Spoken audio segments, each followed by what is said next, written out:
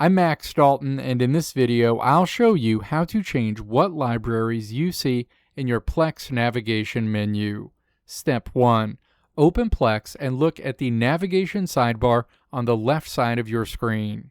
Step 2. To remove a library you don't want to see, hover your mouse over that library's name in the sidebar, click the three dots icon that appears next to it, and then select Unpin from the drop-down menu. The library will immediately disappear from your main navigation menu. Step 3. If you want to find a hidden library or add a new one, scroll to the very bottom of the left sidebar and click More. This opens a list of all available media servers and categories. Step 4.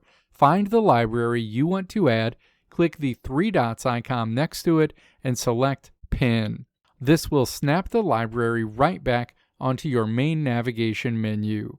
Step 5. To reorder your pinned libraries so your favorites are at the top, simply hover over any pinned item in your sidebar, click the three dots icon to open a menu, and then click Reorder in that menu.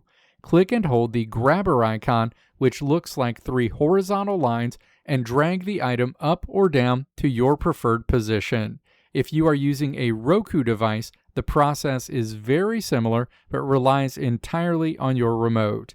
You will use the directional pad to navigate to the left sidebar and highlight the library you want to change.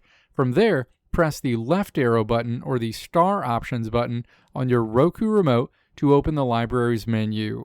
This brings up a menu where you can select Pin, Unpin, or Reorder. If you choose Reorder, you can use the up and down arrows on your remote to move the library to its new spot and then press the OK button to save it.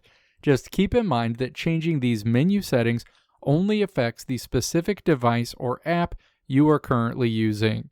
If you want your Plex menu customized across all of your TVs, tablets, or phones, you will just need to open the sidebar on each specific device and manage the pins there. Let me know if this video helped you out in the comments below.